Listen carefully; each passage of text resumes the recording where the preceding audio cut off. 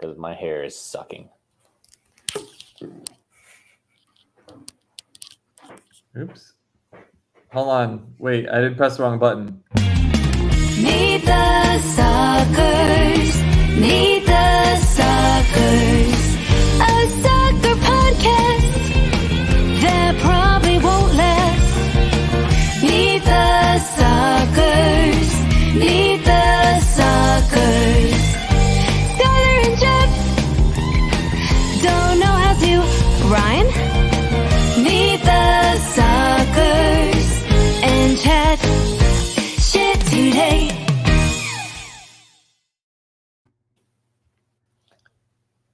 Is the first word of this podcast what I think it was? Well, yeah, we just started talking, like the podcast started recording when you walked away and talked about a hat, and then I clicked on the wrong button for like 2 minutes, and I'm partly thinking about just leaving it that way. Yeah. It looked like on my end that you clicked record right as I was finishing a sentence that ended on the word sucking. So it's just gonna be. I mean that got in there. I think that's in there, but I pressed record way before the song, so I mean we could talk about it more. But I would much rather know, Mr. Vitkin, as it's January 5th, our first podcast of the new millennium. How'd you spend your holiday? How were your holidays, mate? Great holidays. Had some kind of saw a lot of people, like weirdly, even though I didn't go home. Like a lot of nudity? No, thankfully, because my parents were in town. No nudity there. That was great. We were 100% non-nude. But it was great to see them. They were in town for a few weeks, actually, almost 3 weeks. Got to explore some London together, do all that fun stuff, and just like hang out with the kids and play games. It was great. And then we had some other friends from Vienna that came and visited us. That was also cool. And then weirdly, this was not planned, but we had some very close friends from when we were in Hong Kong that now live in Guinea. And they're a little older than us. Like they're like our parents' generation almost. And one of them, unfortunately, got malaria. And that's the reason that they came to London, is that she had to be flown on like a medevac hospital because she was like on death's door. And London has good medical care, better than Guinea, apparently. So that she was here. And then, but like the cool part of that was we got to see them and their whole family when we hadn't seen them in years. So is she okay now? Yeah. The other cool part about that is that she is okay now. But I mean, it's sort of like a crazy quick turnaround where like they were so worried that they had to fly her like around the world. And then within like a few days, she was like having a glass of wine in my apartment. So very strange. So we can say things like that's malarious and it's okay because she's fine. Yeah. They were also saying like the people that they work with, like if you're from a place with malaria, you just get it and you're like, yeah, I got malaria. I might be out for a day or two this week, but I don't know. I might just push through. I'm fine.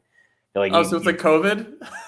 Yeah, I think it like weirdly is, where it's like if you grow up just getting COVID once a week, then it's probably, I don't know, not that big a deal to you. But if you don't, and she didn't, then yeah, pretty bad times. Except that you get to have a jolly little Christmas here in Wait, when London. you have malaria, it's not contagious, right? Yes, I think it's just like a blood virus thing that you get from the mosquito. I don't think you can like cough it out or anything. But if she had an open wound and you went and like licked the blood out of her open wound, which by the way, not a good host move. Like we had a bunch of pagan rituals planned, but none with blood drinking. So that was like a sweet thing. So check this out. Jesus gets bit by a malaria radioactive mosquito, then offers the blood of Christ to all 4,000 of his followers at that moment. Are they all getting malaria? The reason I bring this up, Jeff, is we are talking about the holidays, and what is more holiday than hypothetical Jesus conversations? I feel like there's that little moment before the blood of Christ is the blood of Christ where it's still wine, and then the alcohol would zap it, and then you'd probably be okay. No. It's not like the disease shows up and then it turns to blood. It's a blood disease. So it Yeah. I feel like that is. I could argue with you all day on that order of I mean, maybe operations there. that's That's why Jesus PEMDAS. died so young, is because he wanted to make sure that he didn't get old and get a bunch of blood diseases. Because as he knew, he didn't want to turn all wine into like malaria infected blood. That would be a dick move of Jesus. So he decided, I'm gonna bite the bullet. I'm going to die for their sins, and I'm not even going to wait. I'm not even going to live a nice, long, full life like I negotiated with God, who is also me. Like, I can just die now. That's probably what happened. You know why I think he died so young? Why? Partying. Dude. It's just a shame. He was like, and this right here, motherfucker, this is the dandruff of Christ. Every time you snort it, think of me. Wait. Then that gets into cannibalism. Like, what if Jesus takes a sip of the blood of Christ? Oh, but didn't he? Like, you would All right, think he'd partake. So Jesus is a vampire. He gives the blood of Christ to someone else. Does that make them a vampire? If so, they turn to a vampire. Do they then want to just drink more blood of Christ? Do they just want to drink more wine at that point? Because they're like, I'm very confused. This is what I was brought up on. That's a really good question. And How long can we go? How long can we go and not talk about the thing that we meet? The Sockers. Yeah. No, but that's the thing. Every time you're like, will they even meet the Sockers this week? They've been talking about the dandruff of Christ for 15 minutes. Hollywood's greatest will they, won't they? It's Jeff and Schuyler talking about actual football data and facts. But your holiday was good, mate. It was good. And how was yours? Now we're talking about no, it was always good to see family. Let's just say it was a noisy baby dog, everybody yelling, shitty kid entertainment on the TV all 24/7. One of those. One where you're like, this is the beginning to a movie. This is not what you want to see for 2 hours. It's like, the first scene in Home Alone where everyone's running around, the pizza arrives, Joe Pesci shows up as a cop. Yeah. I saw it multiple times this holiday season. That scene, except Coco Melon, the most terrifying children's programming ever, is on every TV in the household, and all of Kevin's relatives are a baby. Yeah, I don't like that version of the movie quite as much. After Home Alone 2, some of those sequels weren't, and that one that you're talking about where it's in a baby world and it's like a Rick and Morty episode, that one's tough for me to get through. They should do like a modern sequel where it's like Home Alone, but instead of Home Alone, it's like Home with everyone else because they were also at that point stuck at home. So like the burglars come, but everyone's home. And so there's a lot of people sending a lot of booby traps. Please stop me. Please end this. I was going to say, is it too late for me to pitch a COVID version of it called Home Alone where they're all quarantined by themselves in a large house? Or you take Home Alone and you combine it with other popular holiday movies. You've got Love, Alone. Actually. Yeah, it's like a bunch of British people who are just stuck at home and they just can't meet people. The end. It's Colin Frissell, but he doesn't go to America and meet all those hot women.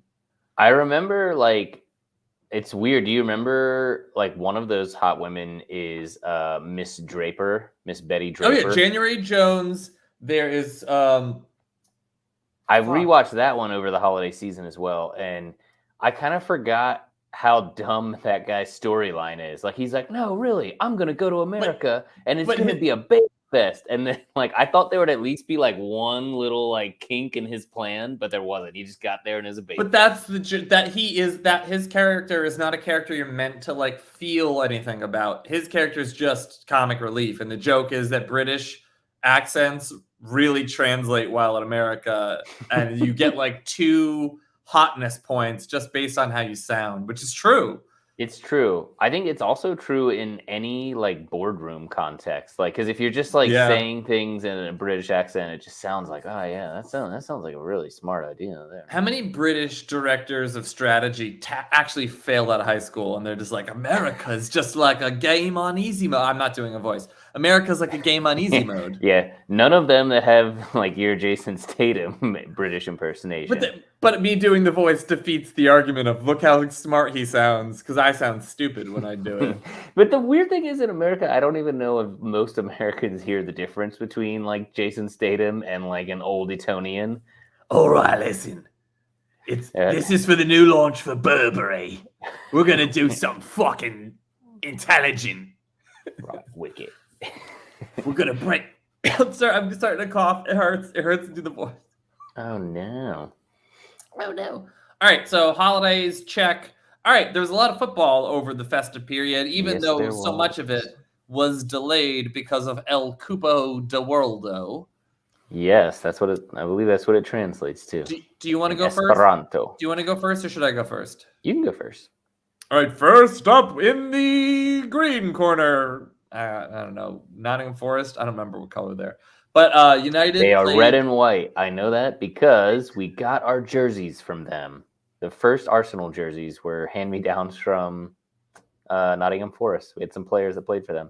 I didn't know that bit of lore. Isn't that crazy?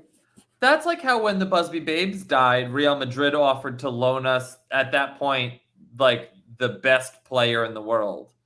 Really? Yeah, what was his name? It started Di Stefano, was that it? Oh wow, I didn't know that. Offered to loan Manchester. That's United. wild. Yeah, it was because we had like no players. What's funny is I just saw an article pop up from 2021. It says Real Madrid offer Vinicius to Manchester United. What? When did that happen? I want to say it was Di Stefano. Yeah, Alfredo Di Stefano. And like that's the kind of thing that yes, it happened a long time ago, but it's forever in the fabric of both clubs that happened. Like there was a point in time when a club would put like honor and integrity ahead of results and money, and that era is dead. But there's proof that it happened. The same way that like if you were ever like Nottingham Forest last day of the season, Arsenal could relegate Forest. I would, if I were you, I'd kind of be like, that's the type of thing that makes me not want them to get relegated. Like that tiny little thing. Yeah, true. But then again, they beat us in like the FA Cup last year, so fuck them. We're even. Oh well, you can't. But so selfish. No, all right. There is some truth to that though. Like, but I always find like that's like one of those weird facts that no one knows. But I feel because I know that fact like a weird, completely unrequited kinship with them. Well, but that's what I would hope you would feel. Of course, it doesn't mean that that's the reality. That's another. So we didn't do this while you were in London, but maybe another time I could bore you with this. But I realized, so I took the Uber boat that goes down the Thames, and you can get it. So we got on at Westminster, which is not too far from where I live, and then from there you can ride it all the way down. We took it to Greenwich, so we went to like the place where the zero longitude splits the world. And did you feel weird? Did your balls hurt? No, it felt fine. You know what is weird there? That's like their Naval Academy, and I kind of grew up like very near the Naval Academy, and they weirdly in 1998 just decided they didn't want to have a Naval Academy anymore after like having one since the 1800s, and that like really blew my mind. There's still this amazing, gorgeous campus there, and they just don't have a school in it anymore. It's very strange. But what I was going to say is that if you keep going on the Uber boat a few stops more, you can get off in Woolwich and see the original Arsenal factory where Arsenal is from. Woolwich? Woolwich? I don't know. Probably I don't know how to say it. I think it's Woolwich. Go home, Jeff. You're drunk. Woolwich. It's a whole town. It's a whole town that makes toilet paper, and that's like the big business in town is Roll. Well, they used to make cannons, and then they made the best cannon-themed football team in the world, and then I don't know, there's no other cannon-themed football. That is a high bar to clear. I think there are a few other teams that call themselves Arsenal in the world, but we are the best of the teams named Arsenal. Speaking of canon, it's now in this past season's canon that United beat Nottingham Forest 3-0, which was I felt like that was like an obvious result. I was never in doubt. They're not great this year. We beat them 5-0. And they, not only were they not great, but they couldn't even play Dean Henderson, which is because he's on loan from us. Yeah, that doesn't help. I've always found that to be like a weird clause in the loan. Like, just let them play. You know what I mean? Like, just let them. Just let the kids play. Well, but here's the reason that they don't and can't do that. It's from like a results perspective. Like, how can you trust that this player who's with us for this season, but is going back to the other team next season? Like, he doesn't want to piss off his friends. Like, there's an element of that, of like, I'm not going to try and break Brian's legs. He's my buddy. I'll be playing with him next season. Also, like, from a gambling capacity, I know that the players aren't gambling, but that's one of those weird, iffy result impacting factors. Yeah, it reminds me of. Do you remember the Champions League final between Bayern and Dortmund when Götze was on Dortmund for the first time, but he knew he was going to Bayern, and yeah, it was his last game. And he didn't win, but he did play his balls off, to be fair. Like, didn't the same thing happen with Barca and Bayern and Coutinho? He went to Bayern, and then I thought he like scored a bunch of goals against Barcelona in the Champions League or something, like relatively recently. Also rings a bell. I don't know. That wasn't a final though, right? But yeah, it was just like a LOL Barcelona is a meme kind of moment. Yeah. No, that would be strange. But I feel like most people, and I think especially most professional athletes, it would not change their effort level at all, because they if anything, they would want to be like going into the dressing room on their first day as the guy who like scored a brace against the new team in the last game or whatever. Oh, you know what? You could argue that could be the way it would go, but you can't know, and because you can't know, it's like a potential conflict of interest. So that's just why they don't let that happen. Anyway, back to United won 3-0. I think I remember Rashford, Martial scored. I can't remember who scored the third goal. Might have been a defender. I don't know. But Rashford has been in fuego basically through the World Cup, before the World Cup, after World Cup. He's having his best season ever from like a goal scoring pace perspective, and he seems to be playing a lot more intelligently. I don't know if you got to see any of those 3 matches. I know we don't hold each other accountable for our opposite fixtures, but like, I think if you'd seen it, you'd be impressed with how broken he looked last season, and how he looks like he's right back to being just as good as he was before he was shit. So that's good news for me. Purely just down to the setup around him, or do you think it's also personal to him? I think it's both. I think that he had some mental health issues. Like, a lot of our players have had mental health issues they've had to conquer. But like coming out of Euro rather. Coming out of losing a lot, out of the missing we're thinking of like Sancho and Rashford in particular, both missed penalty kicks, but Saka doesn't seem to have fallen on the same hard times. But he's a different person. So it's interesting, because I think it did really affect him initially, but it I don't know. It didn't slow him down, at all on the field. He had all those. They still all over the stadium, in the Arsenal stadium. They have these letters that kids wrote to him, being like "Bugger up, chin up, lad. You'll do fine." That's kind of They're sweet. Pretty adorable, actually. Bugger up, though. I wasn't familiar with that. Probably as a positive, fuck someone in the ass up. That would cheer you right up, though. Oh, just like a little nursery rhyme about plague. All right, so we also beat Wolves 1-0. I feel like that might have been a Casemiro, who's also been just class. Like, He's I got got a to lot admit, of goals. Like even he's had beyond like his actual job, like I've been noticing his name on the scoreline a lot. he's been scoring important goals. He's been scoring goals that like require you to basically sacrifice your body or like out tough a defender, and they've been consequential goals. But also like seeing him do his defensive job is visible even to my not professional eye. And then the passing, well, sometimes he'll play a pass that you're like, what the fuck were you doing? Other times he'll play a pass where you're like, oh, that was pretty spectacular. That's not even like your job. So just everyone has kind of been playing great with the exception of like our forward line, and your Maguire is still slow. I Your was gonna Lindelof say is still iffy. Harry. Yeah, and the last game, Bournemouth, we beat 3-0. That was a match where you're thinking, oh, Varane just had a day off. Like Luke Shaw played center back to cover for Martinez's absence. But then Bournemouth, it was the previously ill Harry Maguire and Victor Lindelof played center back, and it's like, oh no. And they still conceded some chances, and De Gea was amazing.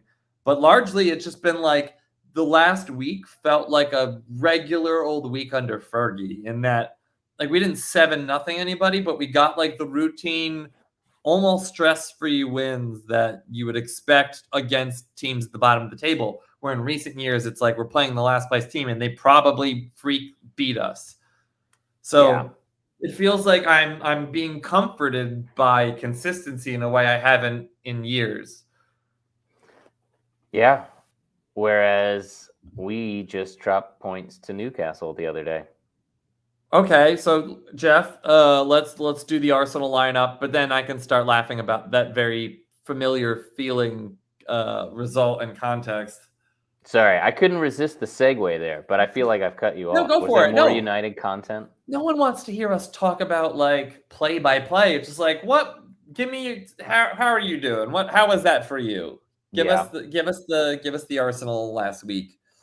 So Boxing Day, we had a little post-Christmas miracle on the 26th here, where Amazon Prime broadcast the game, and since it's very difficult, like you have to subscribe to multiple different services to get the game in your home in England. Like it's like the worst place to watch the game, and sometimes you just can't watch it at all in your home because it's 3:00, and why would you be allowed to watch things at 3:00?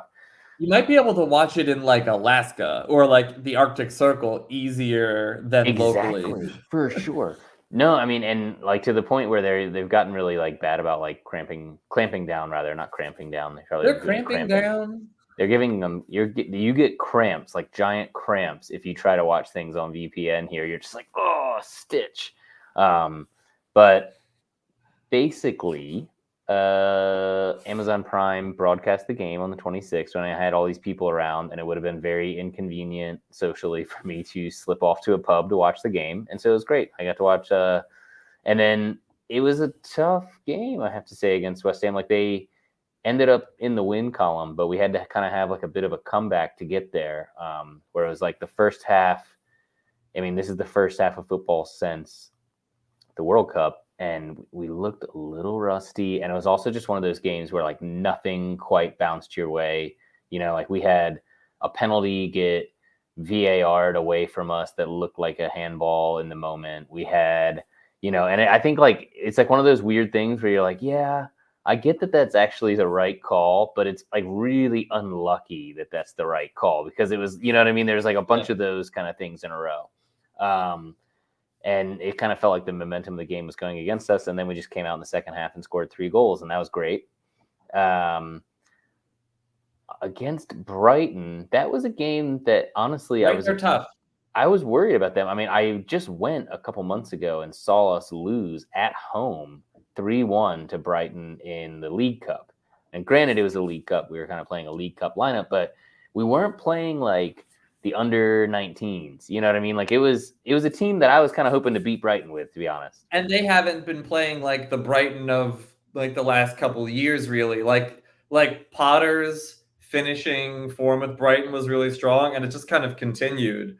and they've smacked around some teams. Didn't they just beat like City or Chelsea or something? They thought they beat somebody pretty significant recently. Maybe Spurs. They've beaten a couple big teams. I'm trying to remember now. I mean, I'm just gonna look at their results while you. not that long ago they beat us, but I think They they're beat a really Everton solid team. 4-1. They beat Southampton 3-1. Last I looked a couple games ago, they were on the XG table. They were like 5th or 6th in the league. So if anything, they beat Chelsea 4-1 in October. Wow. Yeah, like their results are good, and maybe they deserve more results even than they have. So I was happy to see us, walk away with that 3 points. And then by that point, there have been several other teams that have been dropping points. Man City had a draw with, God, who was that? Brentford? Yeah. And, so suddenly there was a point where we were like 8 points clear, which felt good. And then, of course, Newcastle. Oh, wait. We still haven't even... You got to really lean into it. Yeah. Newcastle. Can I get a review? Take two. Newcastle came to town. And that was the other annoying thing about that. It's like, okay, I get that Newcastle is actually like 3rd in the league. And I get that I have already seen them play in person with you once. Ding, ding, ding. Are they 3rd in the league? They were. They're level on points with us, and we have a game in hand. And True. They're pieces of shit. So they're 3rd in the league, but all of those other facts are true. I feel like they're 4th in the league. They were 3rd in the league for sure when we played them, and they're probably still 3rd in the league now, and I'm just not fully getting your joke. But they've had a few games in ahead of everyone else for a while, and so I feel like it's misleading. And also, when you've seen them play against good teams, you see them not try to play football. So that, to me, says over the course of a whole season, I just can't. I think they might qualify for Europa League, which is scary. But I actually don't believe that they're going to finish in the top 4. I think they've been kind of little like they do seem to be gaining confidence, which scares me a bit. You know what I mean? Like they're starting to believe their own hype a little bit in a good way. If they buy $250 million worth of players in this window, then that answer might change. If they get like 2 or 3 other Bruno Guimaraes quality players into their starting 11, then they jump like a whole tier, and then it's scary, and then this shit's real. Yeah. Unfortunately, I think that could happen next year. And then the really unfortunate thing is I think they're going to be like vintage Chelsea, where they have great players, but they're playing this very cynical, conservative version of football that sucks to watch. Results-oriented, that's all that matters. They're just going to grind out these results, but they're going to be doing it with like, $80 million forwards bought from France and things like that. And it's on the bench. Yeah, it's I don't know. I'm annoyed that they're already like the football gods seem to be smiling on them ahead of time when they should be like reluctantly frowning on them for years.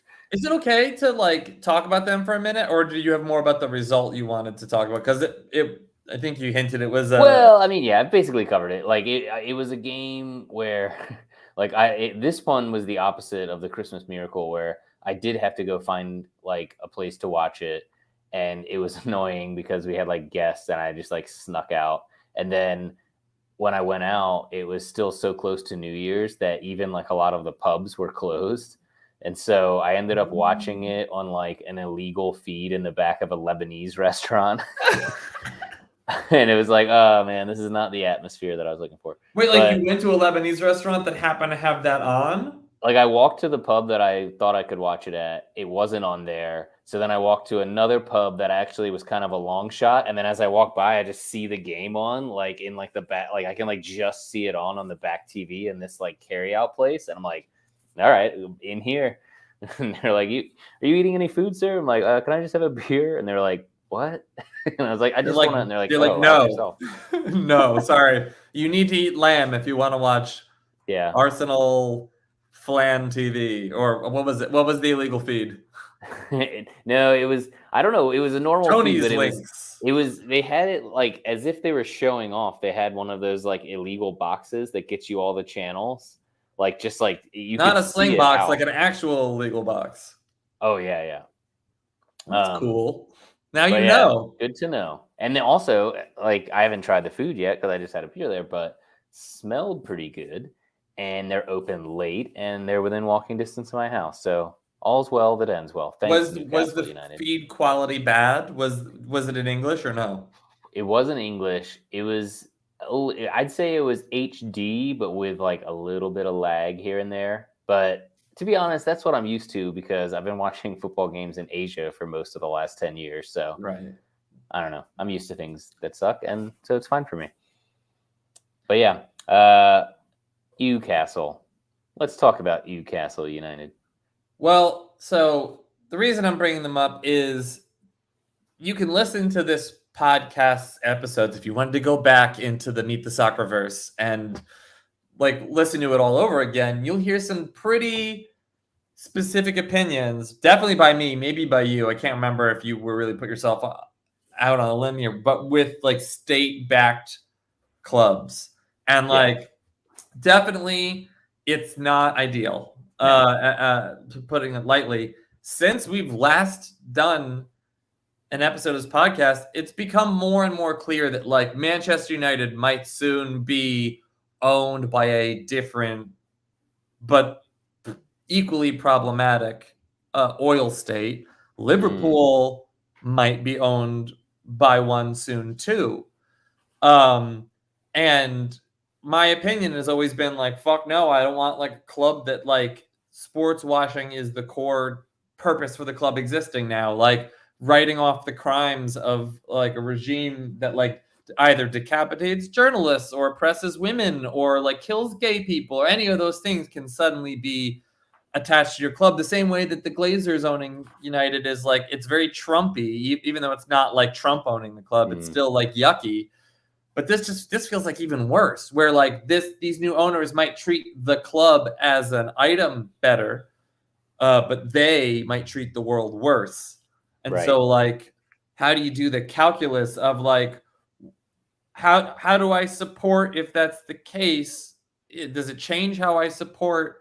Can I not support? Do I have to get a tattoo cover up for a month's old tattoo? Like what does that world look like for me and any fan? Like as the money is just going to keep getting concentrated in the Premier League. So once United is owned by a club like that and owned by owners like that and Liverpool are, dude, Arsenal's next and Spurs are next. And like eventually it's just going to be like, who else is in that same big ego arena that we could buy and inject money into? Or they'll do the same thing that was done. Who was it that got bought and like promoted? Was it Wolves? Well, there's been a couple that are like that. Like Cardiff City did that. But Wolves, I'm trying to think what was the biggest money example of like, all right, we took a third division club, put a ton of money into them. Like it's kind of what Ryan Reynolds and Rob McElhenney are trying to do. Yeah. Like that's going to keep happening until there are no clubs that are owned by anyone other than like big money individuals or states or companies or whatnot.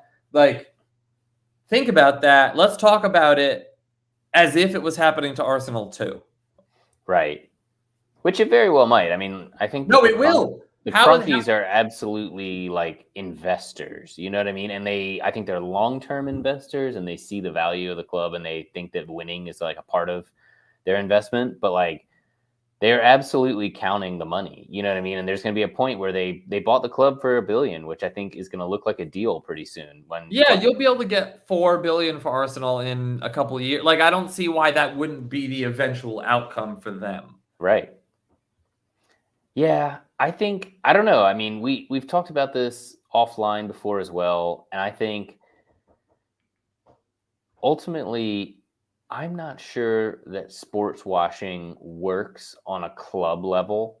I just saw, if you watch the FIFA documentary that everybody was watching around the World Cup, the one that's on Netflix, that made a pretty good case that sports washing on an international level has worked really well. And I think it sort of especially would work there because the typical person who's watching the World Cup or the Olympics or anything like that, they're not like a diehard fan who's like thinking about this game week in, week out, you know?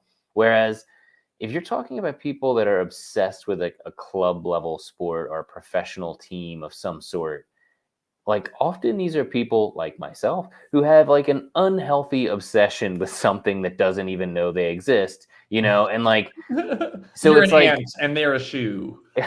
yeah, and so there's a funny dynamic there. It's like a parasocial relationship to begin with, but then on top of that, you have just this like I think it goes against some of the people that are the worst actors in the world who buy these teams expecting like, oh well, if I buy the team then they'll like me, and it's like, no, like the owner is always the least popular person affiliated with the club in any regard, because there's But too many people what that if are that's obsessed with it, and they like you can't do the job right.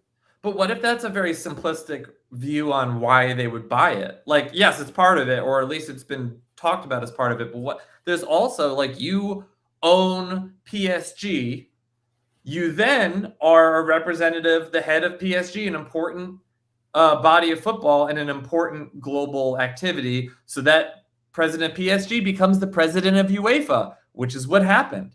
And now that person has a say in the champion, or runs the fucking Champions League, or runs the Euro. So Right. like that person has now created so much soft power through money, because money got them the club, money got them in the room, money got them that new position, and now they have power that came from the money. So while for Qatar, we talked about sports washing as solely an image thing, and I think, let's just say it didn't completely fail, and it definitely didn't completely succeed for Qatar. But Yeah. now they have contacts, they've met people, there's relationships that have opened up, maybe business opportunities. Like there's a lot of reasons that they might still do it. Therefore, I still don't see an argument for why it won't happen. If money is sort of like a forward momentum thing, like once the money started showing up to the Premier League, it started changing everything, and there's really no way back except for through government legislation, which I don't see happening. Yeah. Because bribery will prevent that from happening. Well, yeah, I mean, it's hard to get the termites out of your house when they're in your house. You know what I mean? It's much Yeah. easier to prevent them coming in. To burn down the house or not have a house. Yeah, I mean, I do think like it'll be interesting to see how it plays out in other leagues. Like the one that jumps into my mind is the German league, which already has you've They have seen different cracks in rules. this facade, but they're very different rules. Every club is club owned. There's a lot of rules around like how much the price of a ticket can be. Do you And understand that 50+1 owning model? Like, that's the German thing, and I hear it bandied about a lot, but I'm not sure I've ever really understood it. I think essentially it becomes like the fans have to own 50% plus Plus one, one person? I think, of like the club. Or 50% plus one share must be held by the club's members. So if all of the fans of a club were opposed to something, united, they could vote it down. But that's technically, I don't buy that. Like you'll always have Yeah. 5 dissenting pieces of shit. Look at United States government and Exactly. voting. Look It's at like, Kevin McCarthy right now, where even the assholes can't agree. yeah, like I think that's an idealist model, but it's impractical. If anything, it should Yeah. be like majority share should be owned by fans of the club. No one person can own more than Well, I mean, 32% of it, right? that is still a majority, but it does. If to me, it reminds me, and you don't hear as much about this. Like now, when you talk about clubs, you almost always talk about an owner. But in the not so distant past, like when I read old things about Arsenal and other clubs, this comes up as well. Like there used to be this weird sort of like Agatha Christie party of people that would own a club. Like there would be like Like there'd a be like social club. there'd be like a weird like foreign businessman that owned 20%, and then there'd be like an old money family that are on hard times now that own 5%, and then there'd be like enterprising, you know what I mean, like a titan of business who's got 25%, and then there's like a weird American railroad owner, or it's like it's all these weird people that would be cobbled together, and that would be the ownership of a club. And if that was the case, where you had 50+1 that was owned by the team, and then there were like a few other constituents that all own 10, 15, 20, whatever percent of the club, then you could see how the the fans having it would matter. Whereas, like you said, there's always going to be a few fans that are just not on board. Maybe they don't even show up to vote that day. And so if you own 49% or 50 it minus becomes majority if some yeah, people it's don't de vote. facto majority. But yeah, no, it is very interesting. I mean, that's one of the weird things that's happened because Arsenal was not publicly traded like United, but owned by multiple people and not like wholly owned as it is now by the Cronkies. And one of the sort of reasons they didn't like that is because in England there are rules around like when you are a corporation, you have to publish all this information. And so people could like look through Arsenal's books a little bit and like they didn't enjoy that, which kind of makes sense because like from a transfer perspective, I don't want people looking in my wallet if I'm like, you know, playing high stakes poker with them. But on the other hand, as a fan, it was kind of nice to get to look in their wallet too, even if I didn't want Real Madrid to be able to do it. So now that the Cronkies bought the club, there were all these like minority share, like there were people that owned like one share of Arsenal, you know, and it's like some old lady who like got it in like as a gift, grandmother's will or something. Yeah, exactly. Like these weird things like that. And there was some rule in place where once you owned like 98%, you can force everyone else to sell you the rest. And they did. So they paid these people out, but like, I don't know, there's all these like tearful old ladies having to give up their last share of Arsenal. That was a long aside. I'm sorry about that. But no, but I'm awake. I do think that they're like, yeah, it's a different model now where every team is basically wholly owned by one rich narcissist. Or So, like a shadow narcissist model, or shadow organization with a few rich narcissists that steer that. Yeah, those are almost like weirdly worse. Where if it's like the KS, what is it? The one that owns PSG, Qatari Sovereign Invest KSI. But that's all bullshit. That's the person who's in charge of that organization's like is the same person who's in charge of the government. Like there's really not like the delineation feels like it's just for the books. It's just so they can say, oh, these meager guidelines. It's not a state. It's like the United States of America. It's different. It's very different. Yeah. America Light. It's a new brand. It's actually Budweiser owns it. We call that America. All right. You want to jump to so the old rumor mill? Just wanted to ask, like, transfer window opened 5 days ago. Some clubs will be buying. Some clubs will be trying. And some clubs will be dying. Hi, I'm your host, Schuyler Hunt. That was pretty good. I the first two I thought were good enough, but I really didn't expect a third rhyme. So, and some shit clubs will be supplying. So, Jeff, what have you heard about Arsenal? What's good? What's bad? We seem to be in a bidding war with ourselves for the services of a player whose name I've never heard pronounced aloud. I believe it's Mudrick. Muddick. Please, wait, is that it? Please let that be it. I don't even know how to search for a name I can't type.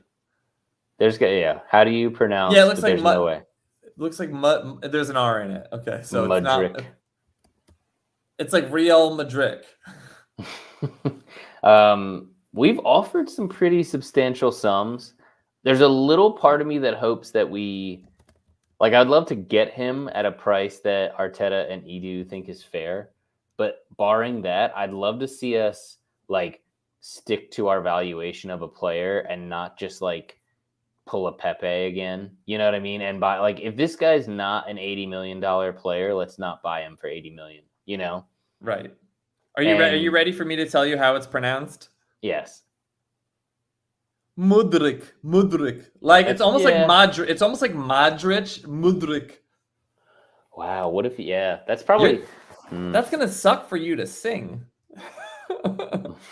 Yeah. Walking in Mudrick Wonderland. Mudrick, my full back. My sweat drips down my back. Yeah, Mudrick. That's actually pretty good. Thank you. I'm here all week. Try the fish. So, but But what do they want for him? They want stupid money because we spent stupid money on Antony in the summer. I was gonna say they literally keep saying, "Well, he's better than Anthony," and That it's like doesn't mean even if that's the anything. case, I'm like that.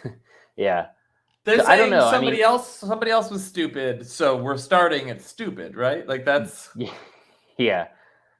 I mean, I don't know if what he's actually worth at all, but I will say that like he is twerking for Arsenal right now. Like he's like posting pictures of himself watching Arsenal on TV and like very much like putting himself in the window.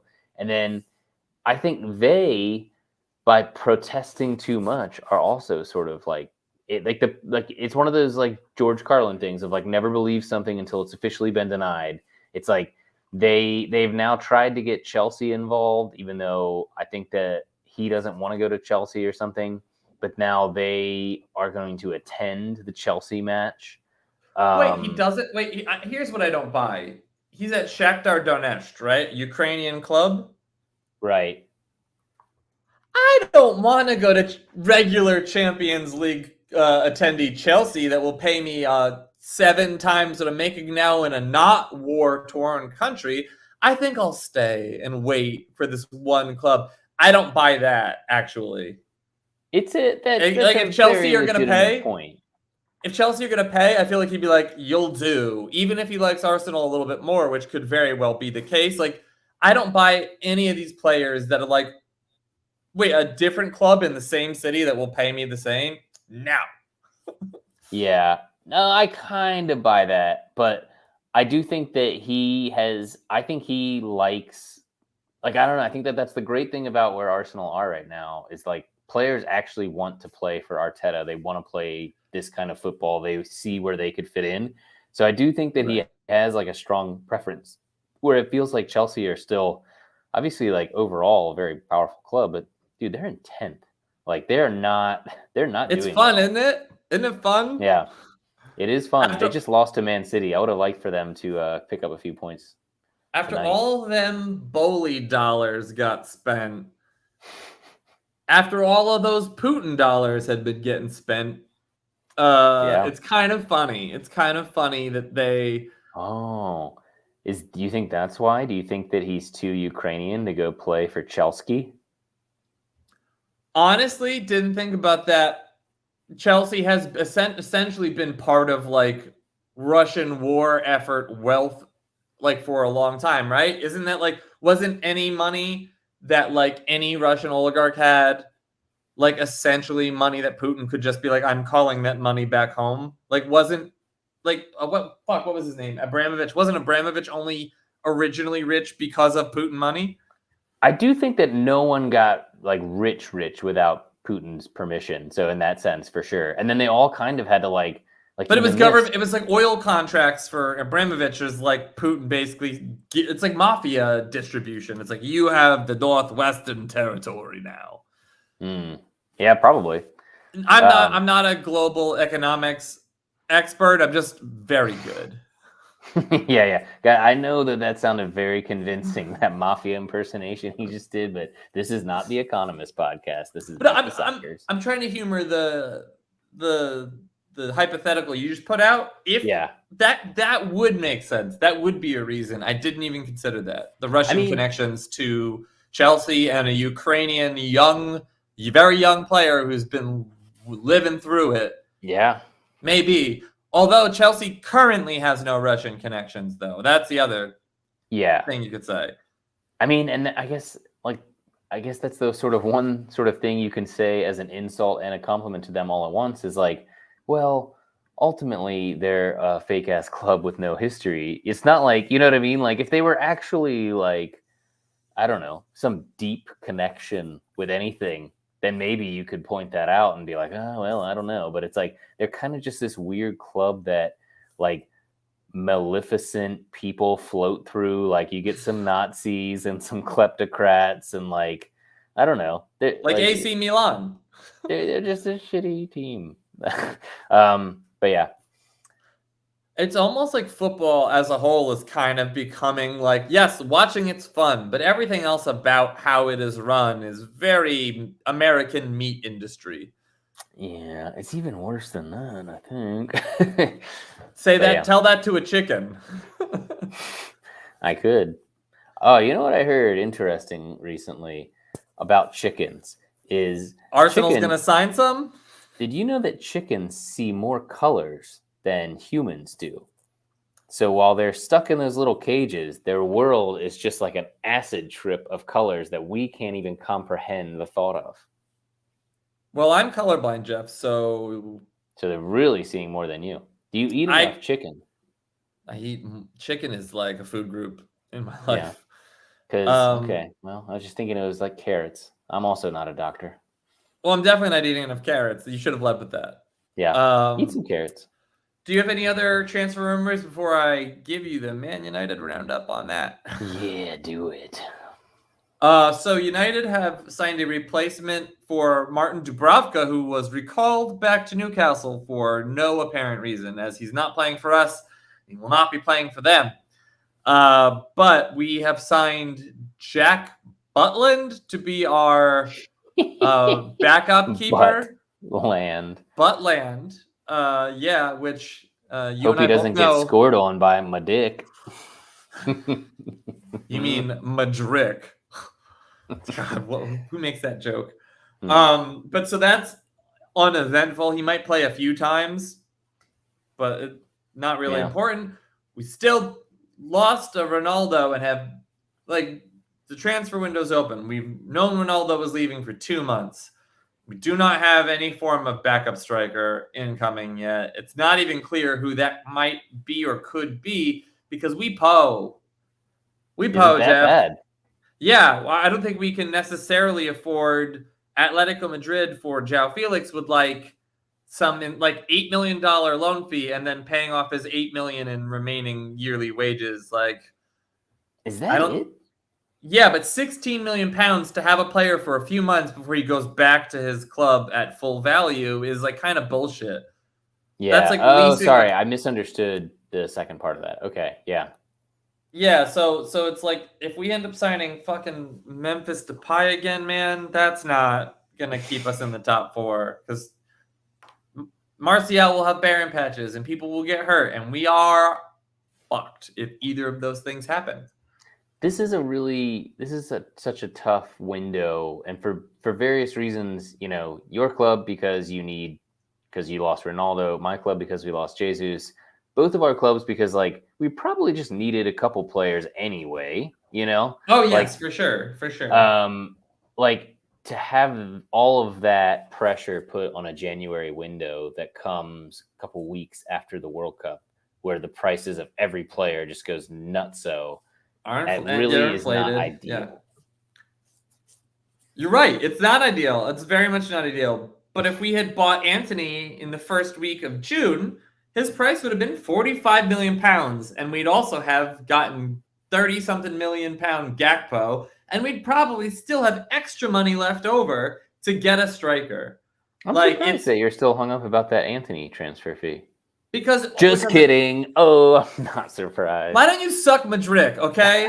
Because but that's because the Glazers didn't want to spend, and it's all the dragging your feet to do your duty is the reason they had to reactively overspend. It's all their fucking fault. I just want to keep pointing this out. Yeah. It wasn't a good deed that they spent $100 million on Anthony. It was a gun to their head. Yeah. That they put there and loaded themselves as a weird joke. And they bought him on a credit card anyway. So it's well, the other thing that you mentioned as a part of that, the Gakpo thing, who's somebody that I think had been linked to both United, Arsenal. He's been linked to everyone 5 million times. No, he's been not recently. 90% linked to United the whole time. It's been almost constant because Ten Hag talked about him a lot. He's Dutch. We had already negotiated a deal with him. We just didn't pay the transfer fee because the Anthony deal took up the money that would have maybe gone to that. He was basically waiting by his phone to come to Manchester. Wow. I mean, that does sort of, because the thing that didn't make sense to me at all is how drama-free that transfer to Liverpool was. And so maybe I don't know, is there a little bit of fuck you Man United in that for him? I just think it's Liverpool or run way better. Like they know how to do this shit way better than we do. Yeah, and he's coming from PSV. PSV Eindhoven. Right? And his former boss, Ruud van Nistelrooy, definitely was like, yeah, United. I had a great experience there. I'm sure you could too. Like it was there. The reason we're not doing it is because we're selling the club now. So the Glazers are like, why continue to fix up this car? We're already selling it. Like, yeah, it's I'm still just pissed off at how quickly and easily that was done, because especially it's like the weirdest part about that is Gakpo was one of the young heroes of the World Cup. So you would expect him to be like a weird like $100 million player where like even if he's good, maybe nobody's good enough to be sold for that much anymore. You know, we were quoted 50 something for him. So 37 to Liverpool. Liverpool are better at doing these things. Like they're better at the negotiating. I don't know, man. We have incompetent jabronis who also at this point aren't even looking to get better. Liverpool are looking to get better. Credit to them. When they have a hole, they fill it. Whether or not they have not with Madrid, I hope. Madrid. Do I gotta keep Madrid? I'm gonna be the guy. But yeah, so rumor mill for United, zilch. Arsenal, you have a chance of getting a big deal across the line. I still think it's more likely that you do a bigger move in the summer, just because there aren't a lot of cheap January avails right now. No, it's another time though where like, I don't know, I keep saying this, but like I'd love to take another flyer on a talented 19-year-old Brazilian that I haven't heard of. You know what I mean? Like at a bare minimum, like just another young player to keep stocking that system, you know. Would you like a Facundo Palestri? Or an Amad Diallo? I have heard of them. That's the problem. Well, actually one of them I haven't heard of, but well, Palestri starts for Uruguay, but never really made it out of United's youth team when we bought him 2 years ago. Amad Diallo now on loan at Sunderland, scoring goals there. But again, another right winger that has only had a few minutes for us, period.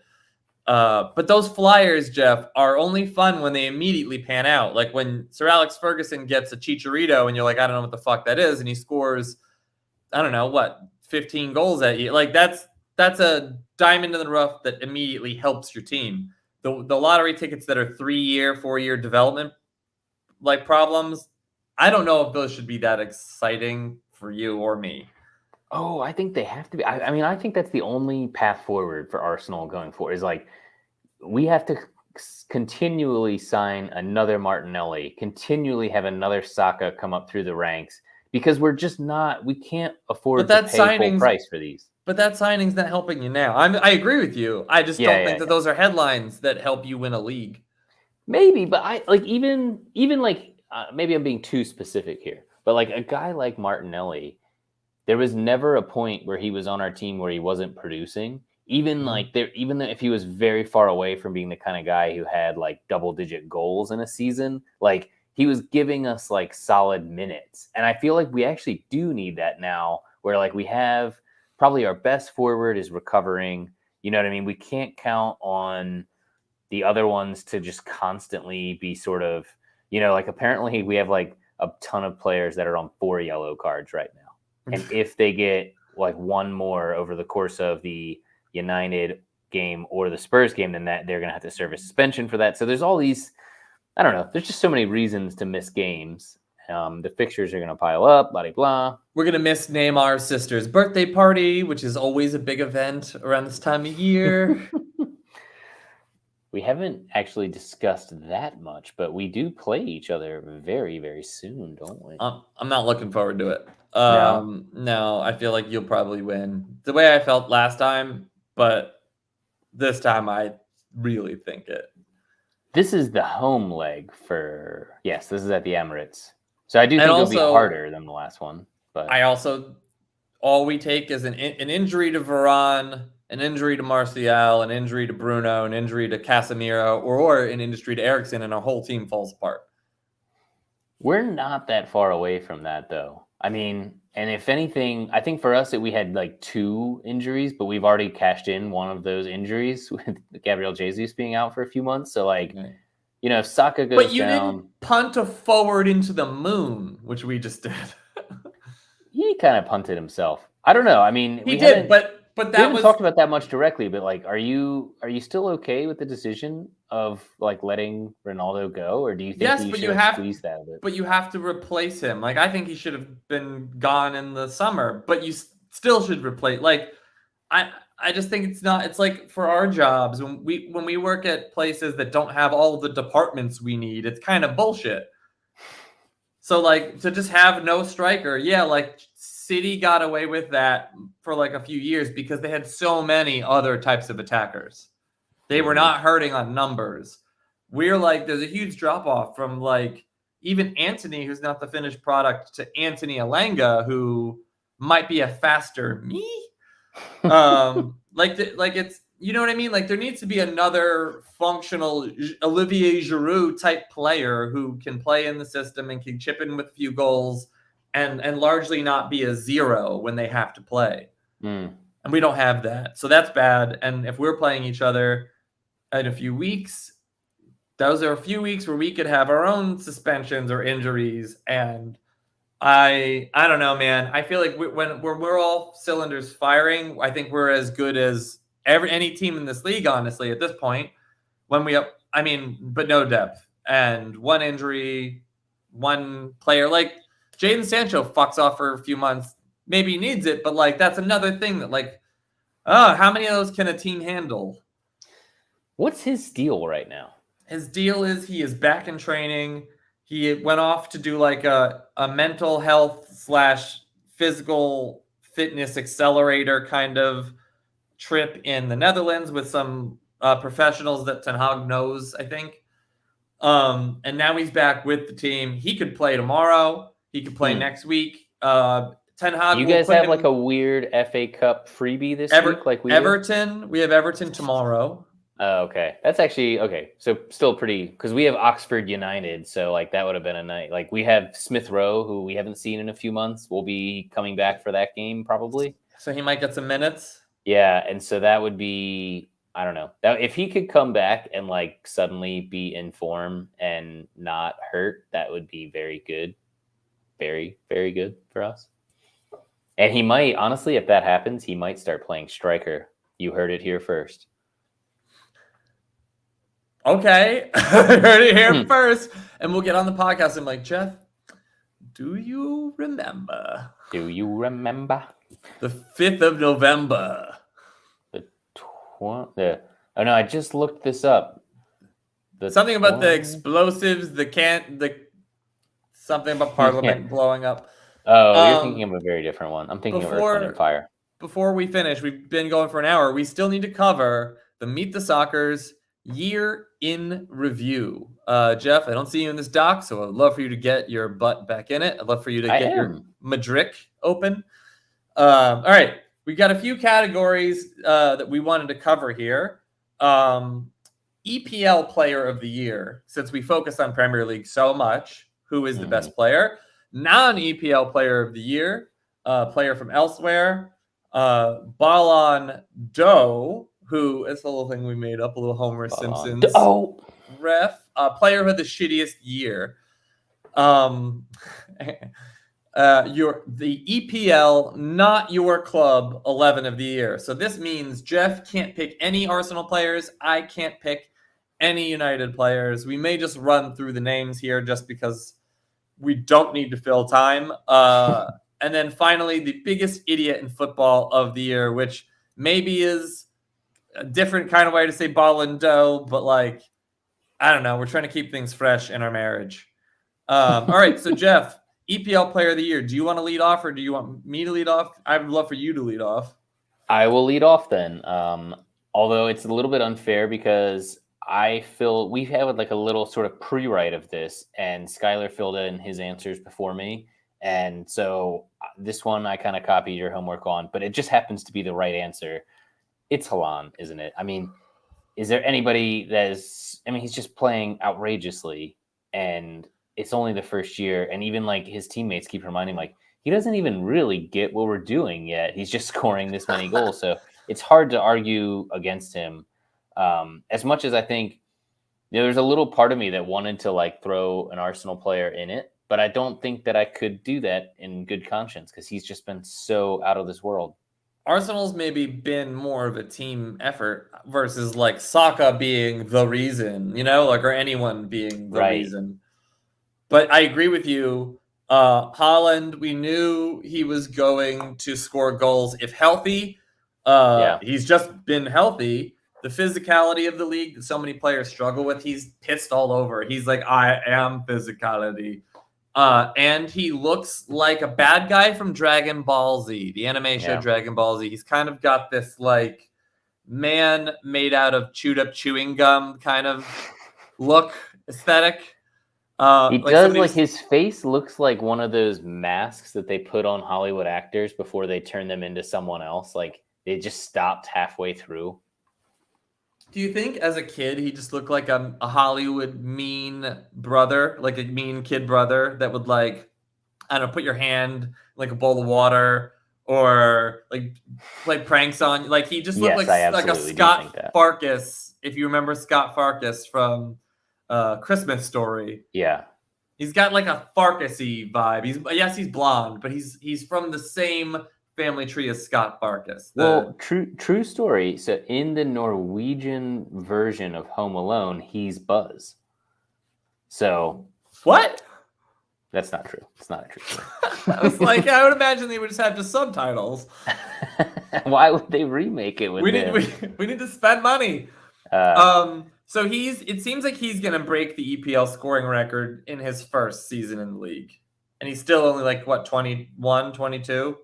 Yeah, it's scary. I mean, the one, like you've mentioned, the one sort of, I don't know, bit of drippy wax on his wings as he flies close to the sun that was really not the Greek metaphor I should have gone with. His Achilles heel, if you will, might be the fact that he gets hurt all the time.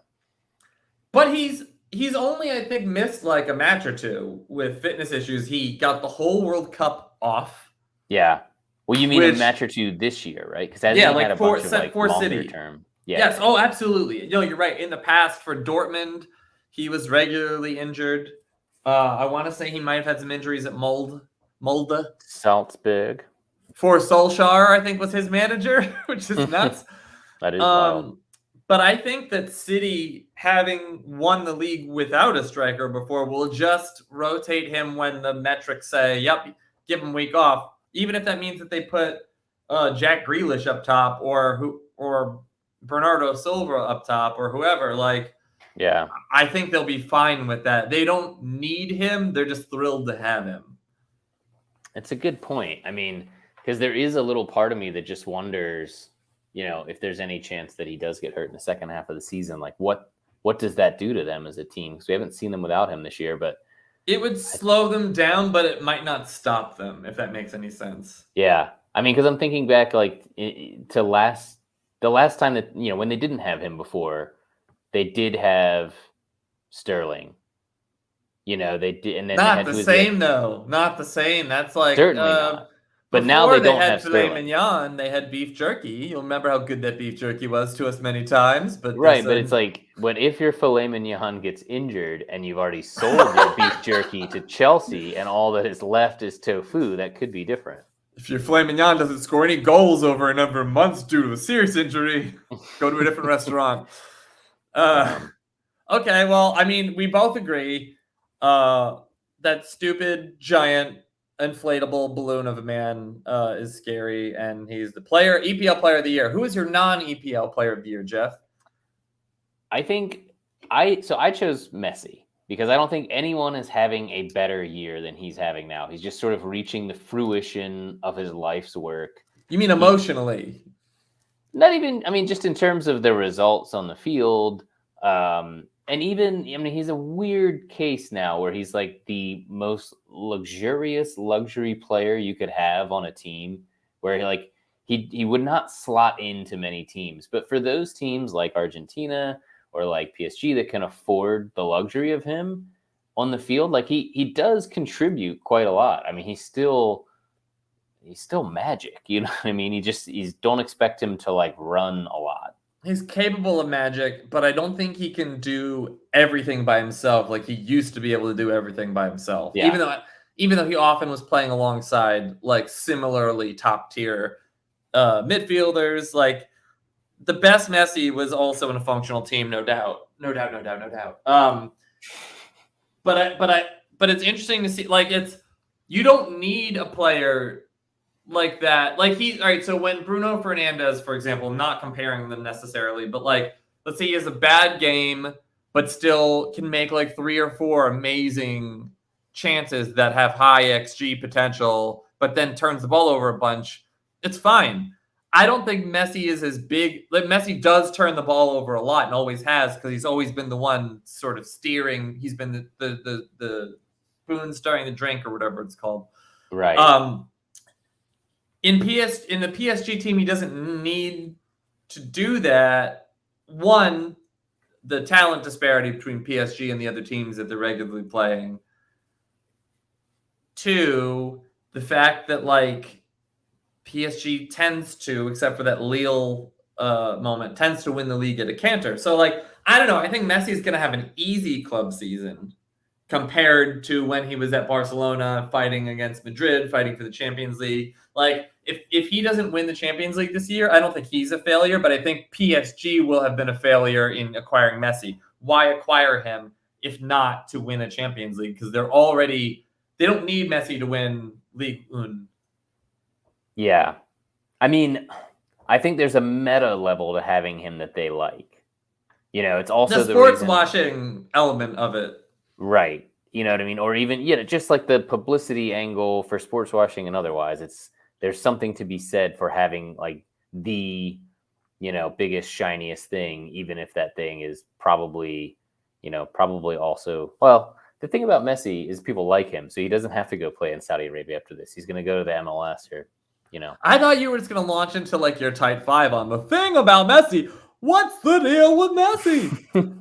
He plays so tidily. Have you seen this guy? Yeah, no. But I feel like looking at your answer, because I can see the future and this document that you've written your answer in. You cheater. I get we've basically taken the exact opposite approach to it, where I'm sort of giving him a lifetime achievement award because he's gotten things that he's probably deserved before this year. And it's hard to say that anyone is enjoying their football more than him this year. But you have chosen his teammate. I've chosen Kylian Mbappe.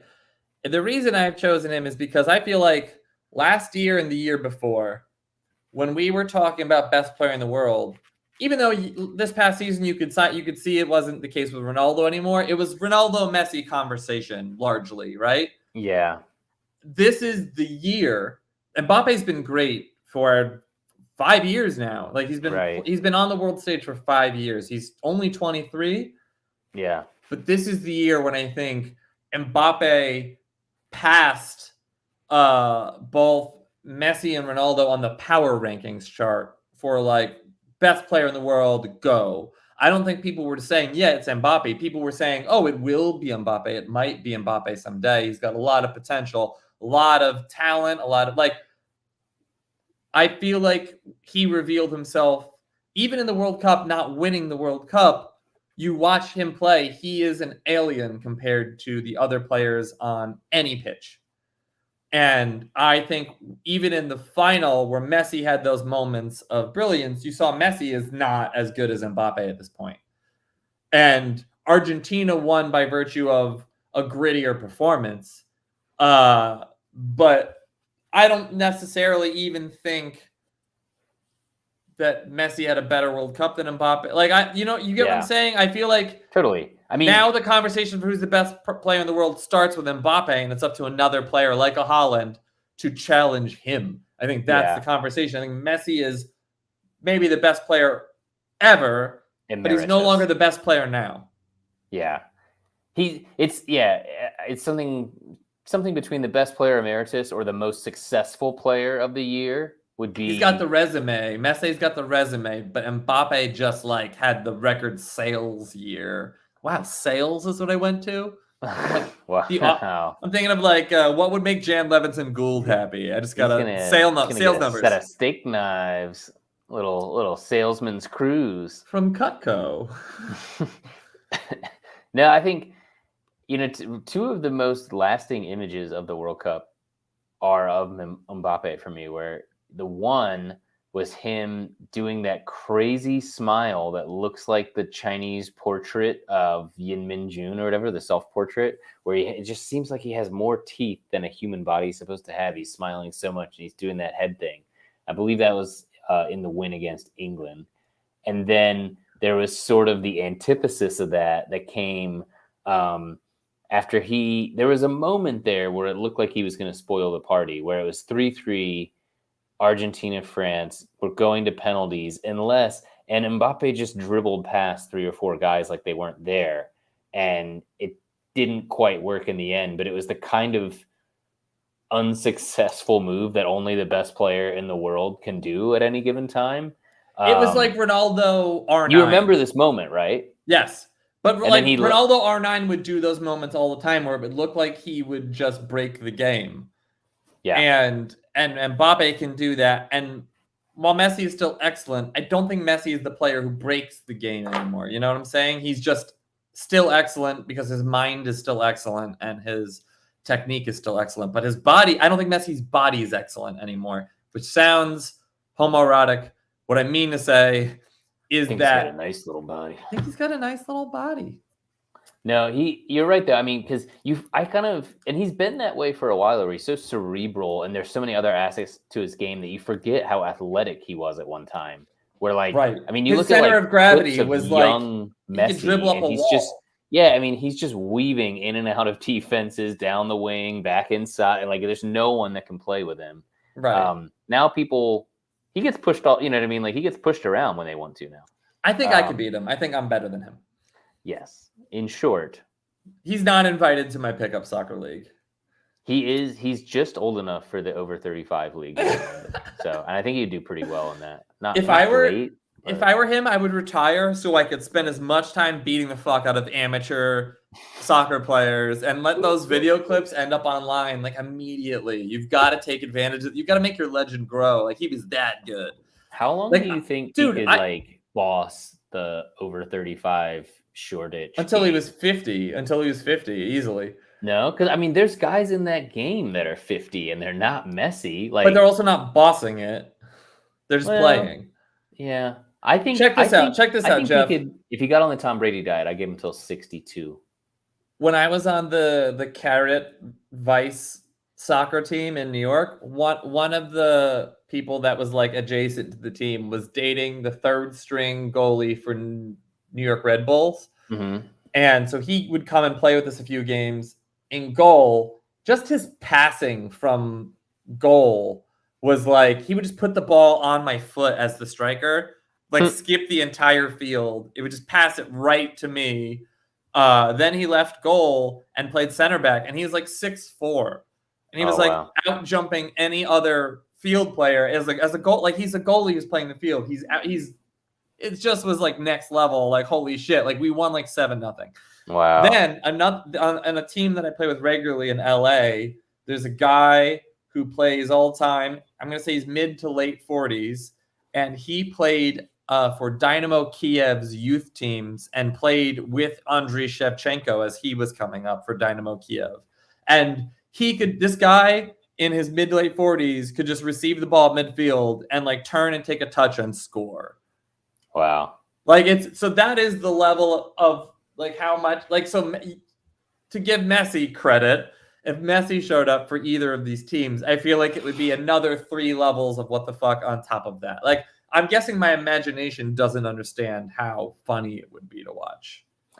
He's a weird one though, because I usually, when you describe that goalkeeper, I've played with some people who are a level or two of athleticism too much for the game that I was in, but usually there's something cartoonish about them just in their appearance, where that's one of the weird things about Messi's Messi. One of us. He couldn't, he's a guy that could barely get dates on Tinder because of his physique. Wait, is he 5'8", 5'10"? I think he might be 5'9". I don't know. He's pretty short. What if he's 6 foot tall because they gave him HGH when he was a kid?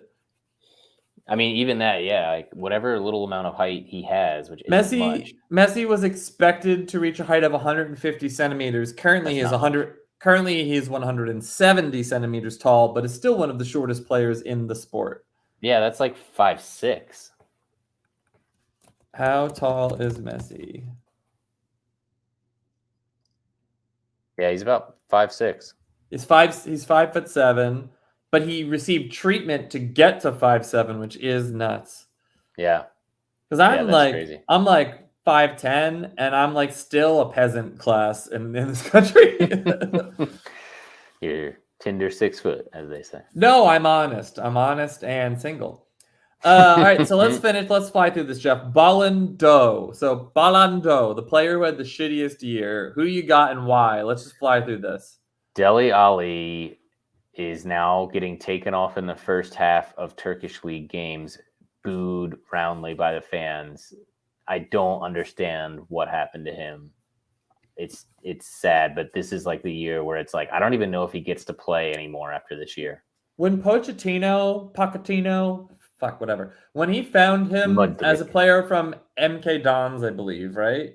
Mm-hmm.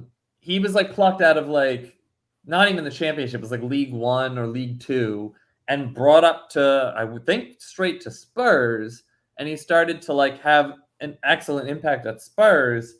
Like, what's confusing to me is like what was good form and what was class, because like you might have a similar feeling about James Rodriguez when he exploded onto the scene for Colombia in the World Cup, I want to say, or the Copa America, or the, I can't remember which one, and then like went to Madrid. Yeah, Real Madrid. Yeah.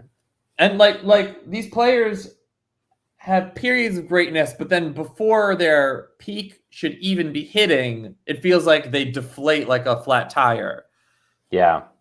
I think he's even more surprising than Jaime Rodriguez, because to me, that's a very much a tactical thing where it's like, oh, we don't really have a lot of pure number 10s around anymore. And like, you're especially not going to be able to win in La Liga like that. So that screwed up his career as it did for many other pure number 10s.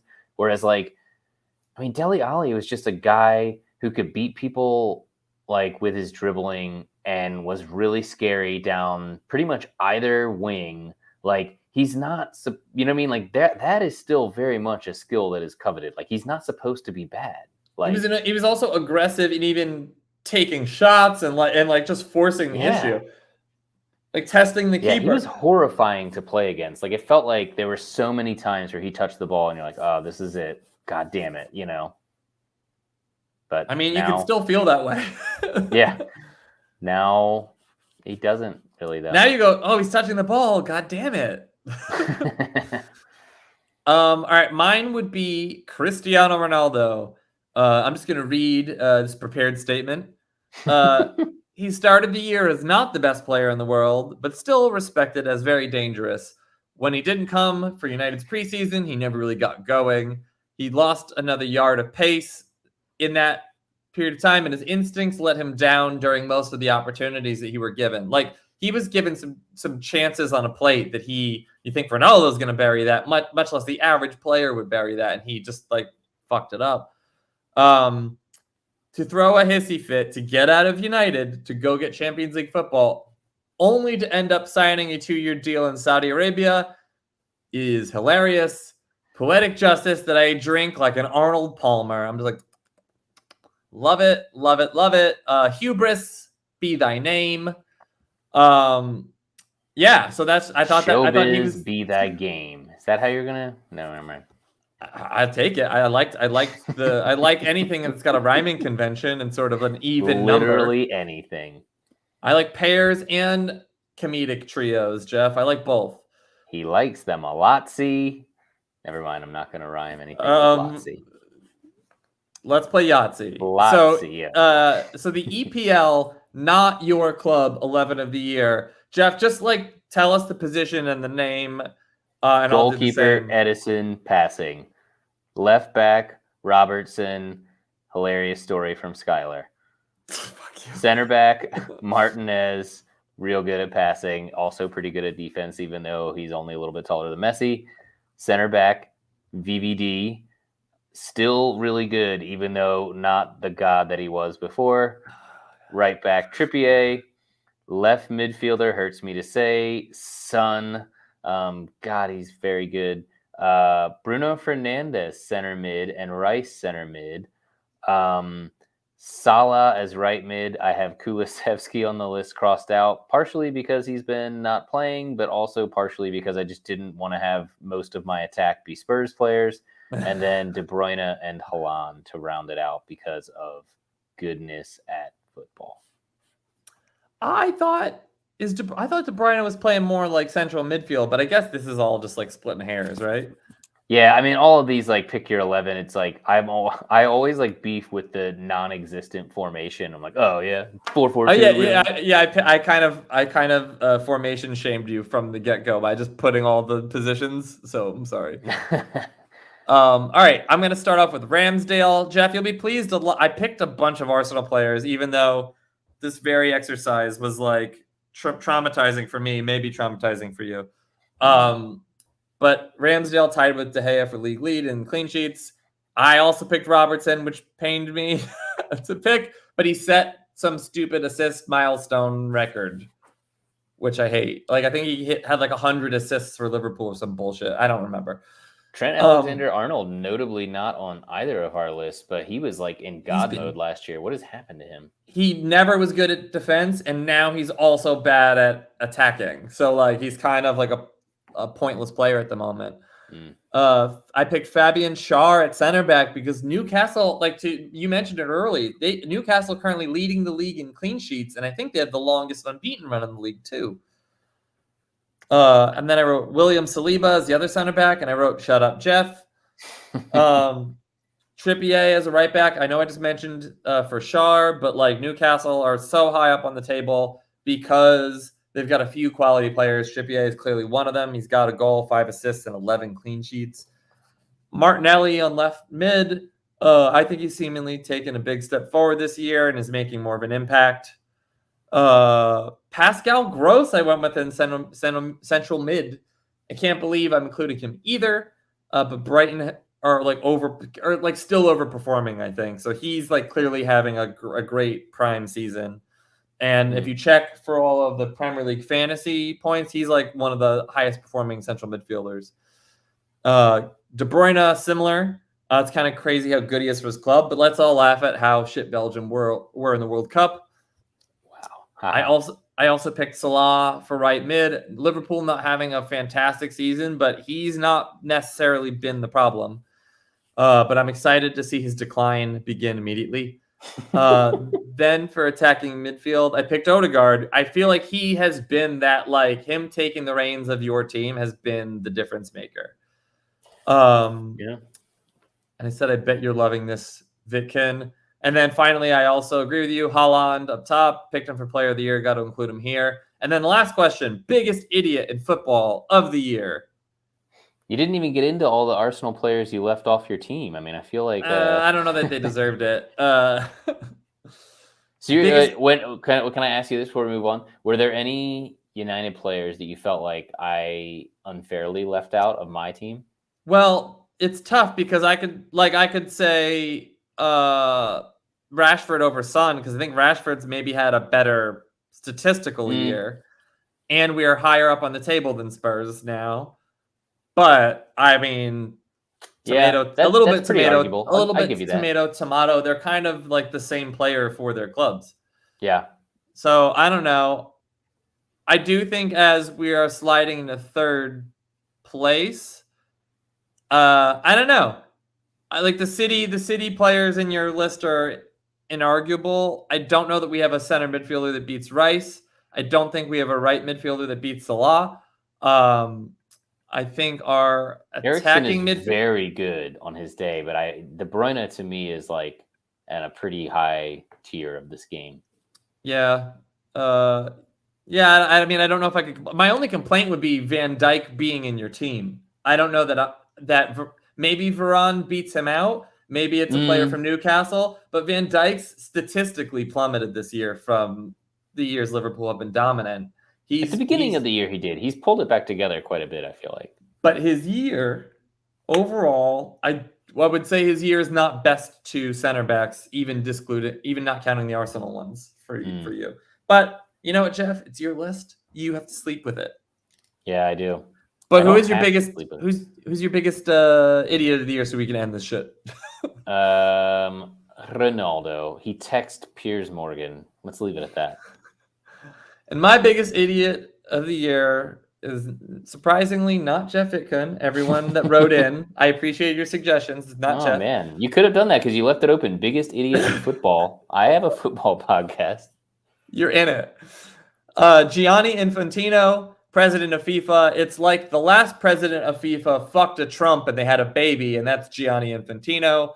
His like tone-deaf behavior during the World Cup before and after, actually. I just want this guy to like die. I don't know. I'm sorry. I just do. Not violently. I just would love for him to, get it, take the hint and stop being here. Well, can't argue with that. That's not libel, right? I just don't like that he is alive. I'm not suggesting that I will harm him and I'm not compelling anyone to do anything. If you're just listening to the audio version of the podcast, I didn't wink. I am your lawyer, and I think that it's fine. Keep saying more stuff like that. Meet the defense for you. Meet the defense. You're probably going to jail.